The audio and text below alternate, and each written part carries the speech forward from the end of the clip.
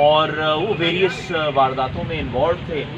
ان میں جب وہ جیل چلے گئے تو اس کے بعد مزید رینجرز نے بھی ایک انٹیلیجنس تو یہ دونوں جو مشترکہ انویسٹیگیشنز تھی اس میں جو کچھ چیزیں سامنے آئیں وہ بڑی حیران کن بھی تھی. ایک یو ایس سٹیزن جن کا نام ہے کہکشاں حیدر, جو کہ شاید ایم کیو ایم لنڈن کی رابطہ کمیٹی کی بھی ممبر رہی ہیں اور ٹیکسس اسٹیٹ میں وہ رہائش پذیر ہیں, وہ باقاعدگی سے بذریعہ فون ان ٹیموں کو چلا رہی تھی. جو ٹیم 2017 میں کیا, پھر بعد میں سی ٹی ڈی نے ان پر جب انویسٹیگیشن کی کہ یہ ایک نیٹ ورک ان بندوں کے گرفتار ہونے کے بعد بھی ایک الگ ٹیمیں بھی یہ خاتون جو ہے وہ چلاتی رہی ہیں.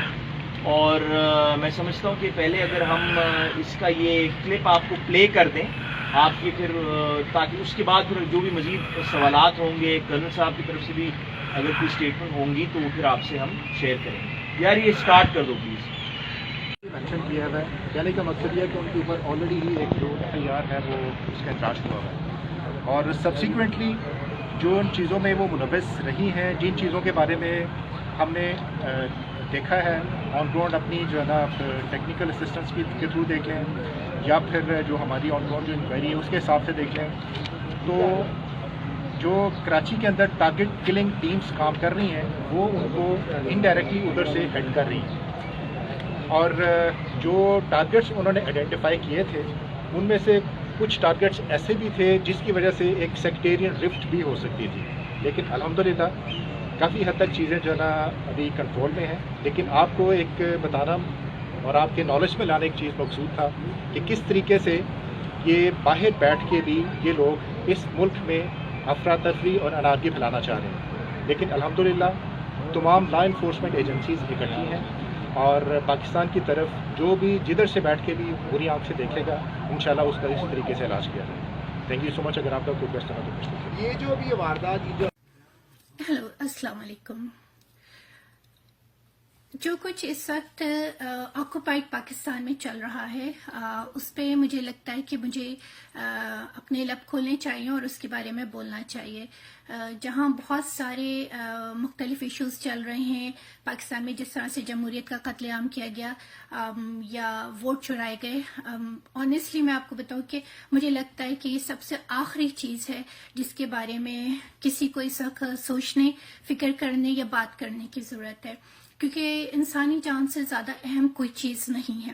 بلوچستان میں جس طرح سے اس وقت آپریشن کے نام پہ جینوسائیڈ کیا جا رہا ہے, کیونکہ جیسے میں اس کی مثال آپ کو اس طرح سے دیتی ہوں کہ ملک ریاض یا اس طرح کے جو لینڈ گریبرز ہوتے ہیں اور اس طرح کے کچھ نام ہوتے ہیں تاجی وغیرہ کھوکر, تاجی کھوکر وغیرہ ٹائپ کے, تو وہ اپنے کچھ گنڈے ہائر کرتے ہیں. ان کو جب کوئی زمین پہ قبضہ کرنا ہوتا ہے تو اس طرح کے لوگ کچھ گنڈے ہائر کرتے ہیں جو ان کے لیے زمین کو خالی کرایا کرتے ہیں. اسی طرح سے چائنا نے پاکستان کی آرمی کو ہائر کیا اور 6 مہینے کا ٹائم دیا اور یہ کہا کہ بلوچستان میں جا کے چاہے کچھ بھی کر کے کسی بھی طرح سے بلوچستان کو خالی کروایا جائے اور ان کو ان کی حکمرانی کرنے کا, ان کی کالونی بنانے کا پورا موقع دیا جائے.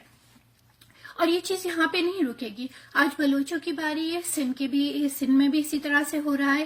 چائنیز فورسز اتر رہی ہیں, بارڈرز بنائے جا رہے ہیں, فینسز لگائے جا رہے ہیں, کراچی کے آئی لینڈز پہ قبضہ کیا جا رہا ہے. تو بلوچستان, کراچی اور اس کے بعد خدا جانے یہ سلسلہ کہاں تک جائے گا. فوج کا ہم جو کردار دیکھتے ہیں کہ کل پرسوں ہی یہ نیوز چل رہی تھی جو ظاہر پاکستان کے ٹی وی پہ نہیں چلے گی, سوشل میڈیا پہ ہی دکھائے گی کہ ایک حاضر سروس میجر کراچی میں باقاعدہ ڈکیتیوں میں, وارداتوں میں ملوث پایا گیا ہے. وہاں سے ہم نکلتے ہیں تو ہم لاہور کی طرف چلے جاتے ہیں جہاں پہ ایک میجر جو ہے وہ اپنے ایک سپاہی کے ساتھ, ایک انڈر ایج کہہ لیں یا 17-18 سال کے انڈر ایج سپاہی کے ساتھ بدفعلی کرتا ہوا پایا گیا. چلے ٹھیک ہے جی, اس پہ بھی مٹی پا دیتے ہیں ہم. آپ کی زبان میں ہم یہ کہہ دیتے ہیں, آپ کو یہ بہت شوق ہے نا سب کے اوپر مٹی ڈالنے کا, تو ہم اس پہ بھی مٹی ڈال دیتے ہیں. یہاں سے ہم اگر وہاں پہنچیں کہ شمالی وزیرستان میں میر انشا کے علاقے میں جس طرح سے 4 ہماری بہنوں کا قتل عام کیا گیا، جبکہ وہ بیچاری اپنے گھر سے نہ جانے کن حالات، کن مجبوریوں کی وجہ سے وہ گھر سے نکلی تھیں ملازمتیں کرنے کے لیے، اور ان کا قصور یہ تھا کہ وہ وہاں پہ جا کے خواتین میں اویئرنیس پیدا کر رہی تھیں، ان کو بتانے کی کوشش کر رہی تھیں کہ اپنے بچوں کو بہتر تعلیم دلائی جائے.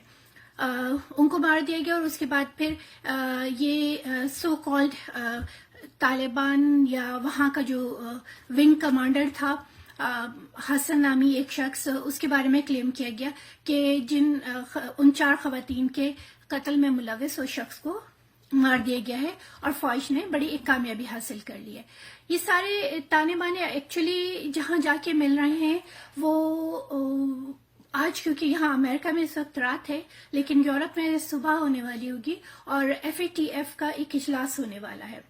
تو اپنے آپ کو یہ دکھانے کے لیے، اپنے آپ کو یہ کرنے کے لیے کہ ہم تو ٹیررزم کا شکار بھی ہیں اور ہم ٹیررزم کے خلاف جنگ بھی کر رہے ہیں، لیکن حقیقت میں یہ خود پاکستان، ناپاکستان اس کو کہنا چاہیے، ناپاک آرمی کہنا چاہیے، یہی تمام دہشت گردی کے پیچھے اگر آپ دیکھیں گے تو صرف اور صرف یہی وردی آپ کو ملوث ملے گی. اس سلسلے کو روکنے کی ضرورت ہے. ٹھیک ہے، اگر پاکستان کو بلیک لسٹ کیا جائے گا تو اس کا مطلب ہم سب سمجھتے ہیں کہ وہاں کی عوام کو، بہت سارے لوگ یہ کہتے ہیں کہ وہاں کی عوام کو مختلف مشکلات کا شکار ہونا پڑے گا. مگر کیا عوام اس وقت وہاں پہ مشکلات کا شکار نہیں ہے؟ کیا عوام اس وقت وہاں پہ بھوکی نہیں مر رہی ہے؟ کیا اس وقت عوام کو وہاں پہ ویکسین مل رہی ہے؟ کیا اس وقت عوام کو وہاں پہ وینٹیلیٹر اویلیبل ہیں؟ کیا اس وقت عوام کو وہاں پہ اسکول، تعلیم، صحت، سڑکیں، نوکریاں، کسی چیز کا آپ نام لے لیں، کیا کوئی چیز اویلیبل ہے سوائے موت کے؟ اور وزیر اعظم بیٹھ کے بڑے فخر سے کہتا ہے سکون تو قبر میں جا کے ملے گا. تو جب ملنا ہی عوام کو سکون صرف قبر میں ہی جا کے ملنا ہے، جو وہ بھی نہیں ملے گا، کیونکہ یہاں تو پاکستان میں تو اگر زندہ اور 2 مہینے کی بچی سے لے کے 100 سال کی عورت تک کو ریپ کر لیا جاتا ہے، تو قبر میں بھی اس بیچاری کو نہیں چھوڑا جاتا. یہاں پہ تو یہ سلوک ہوتا ہے کہ قبر میں بھی خواتین کو ریپ کیا جا رہا ہوتا ہے. مرغی، بکری، بھیڑ، مچھلی، کوئی چیز چھوڑی نہیں گئی ہے. تو یہاں تو مجھے نہیں پتا کہ یہاں پہ زندہ کو سکون ملے گا یا مردہ کو ملے گا، کسی کو بھی نہیں ملے گا. تو بہتر یہ ہے کہ جب عوام ویسے ہی پس رہی ہے تو ایک دفعہ ایک فائنل فیصلہ ہو جانا چاہیے، اور یہ فیصلہ ہونا چاہیے کہ پاکستان کو بلیک لسٹ کر دیا جائے. اس کا نتیجہ یہ نکلے گا کہ جو لوگ اس وقت فائدہ اٹھا رہے ہیں، اس کے بینیفیشری ہیں پاکستان کے تمام وسائل کے، وہ سوائے فوج کے جنرل، کرنل، میجر اور بریگیڈیئر، ان کے علاوہ اور کوئی بھی نہیں ہے. تو یہ مخصوص ایک لوگ ہیں جو فائدہ اٹھا رہے ہیں. یہ مخصوص ایک ادارہ ہے. اس کو چاہے آپ خلائی مخلوق کا نام دیں، اس کو آپ بوٹ کا نام دیں، اس کو آپ وردی کا نام لیں، آپ کوئی بھی نام لیں. میں کھل کے کہتی ہوں کہ پاکستان کی فوج، ISI، پاکستان کی اسٹیبلشمنٹ، ملٹری اسٹیبلشمنٹ، پاکستان کی ایجنسیز، سوائے ان کے کسی کا فائدہ نہیں ہے اس پاکستان میں. تو جب کسی کا فائدہ نہیں ہے تو پھر ان کو فائدہ کیوں ہو؟ تو بہتر یہ ہے کہ پاکستان بلیک لسٹ ہو جائے، کل کا ہوتا آج ہو جائے، تاکہ ان کو جو یہ دنیا کو بیوقوف بنا کے فائدہ اٹھا رہے ہیں، سارے وسائل پر قبضہ کیا ہوا ہے، انہوں نے تمام ملک کے وسائل پہ قبضہ کر لیا ہے، اس کے بعد باہر سے ایڈس کے نام پہ یہ پیسہ کھاتے ہیں. جو کچھ بھی چل رہا ہے اس کا صرف اور صرف ایک ہی بینیفیشری ہے، ایک ہی کو فائدہ ہوتا ہے، اور وہ ہے پاکستان کی فوج اور اس کی ایجنسیز، بالخصوص ISI. اور ان کو اسی پیسے کی بنیاد پہ یہ بلوچستان ہو، سندھ ہو، گلگت بلتستان ہو، کشمیر ہو، KPK ہو، کوئی علاقے کی آپ بات کر لیں، کہیں کی بھی، وہاں کی عوام کو یہ انہی پیسوں سے موت بانٹ رہے ہیں، ان کو تباہ برباد کر رہے ہیں، ان کے گھروں کو جلا رہے ہیں، ان کے گاؤں کو جلا رہے ہیں، ان کے گھر والوں کو جلا رہے ہیں. کتنے ہزاروں لاکھوں افراد مسنگ ہیں، لاپتہ ہیں، اسیر ہیں، شہید ہو چکے ہیں.